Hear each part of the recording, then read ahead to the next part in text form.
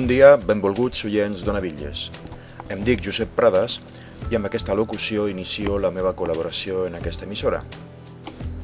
A Contrapunts tindrem cada setmana alguns minuts de reflexió sobre alguna qüestió més o menys actual, tot i que de vegades tirarem molt enrere en el temps, com fan els antiquaris, però sense perdre de vista el nostre complicat present.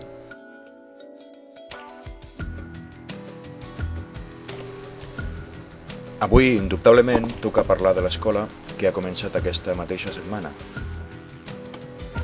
Alguns pares pensaran, per fi, quin descans, els nanos ja han tornat al lloc que els pertoca.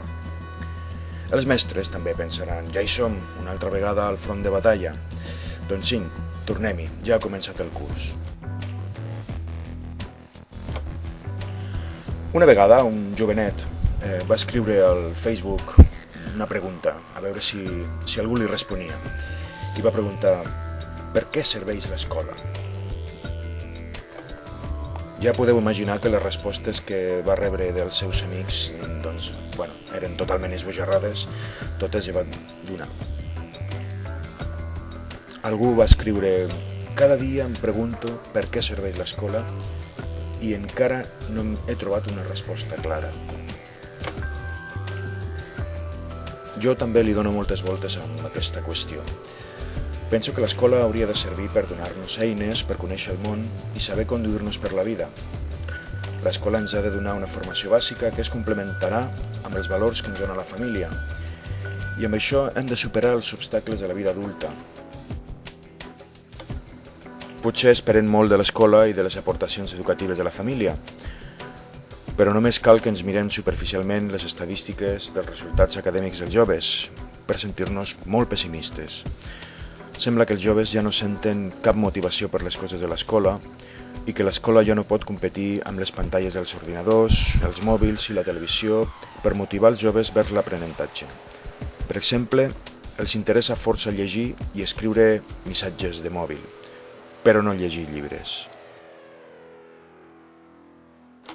No fa gaire temps em va caure del cel un llibre d'un escriptor francès, Daniel Pennac, que tracta el tema del desinterès per la lectura entre els joves i també entre els seus pares. El llibre es diu Com una novel·la i es pot trobar en català a l'editorial Empúries, que el va publicar l'any 93, és a dir, no és una novetat editorial.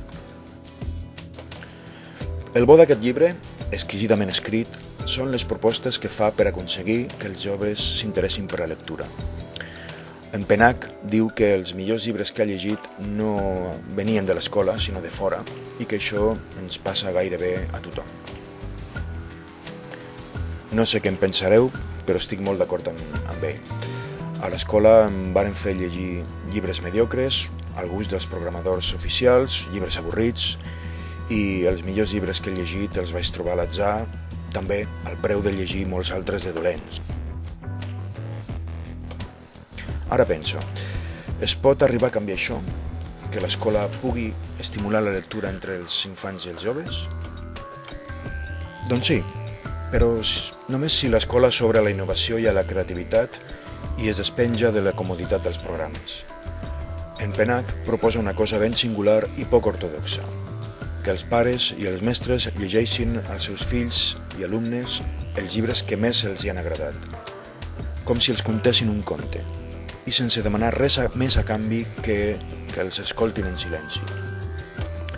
En Pennac diu que tard o d'hora molts d'aquests infants i joves voldran prendre el llibre de les nostres mans per seguir el camí ells sols, arribar abans que nosaltres al final de la història i saber què farà aquell personatge que tant els intriga.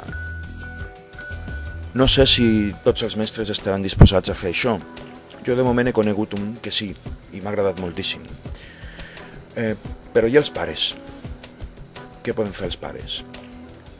Jo crec que podríem tancar la tele, fer una sessió de lectura, recuperar l'hora del conte, i potser els nostres fills al·lucinaran amb nosaltres, és clar, i potser més endavant es rendiran a l'evidència que la lectura serveix per descobrir altres mons. Bon dia i bona sort.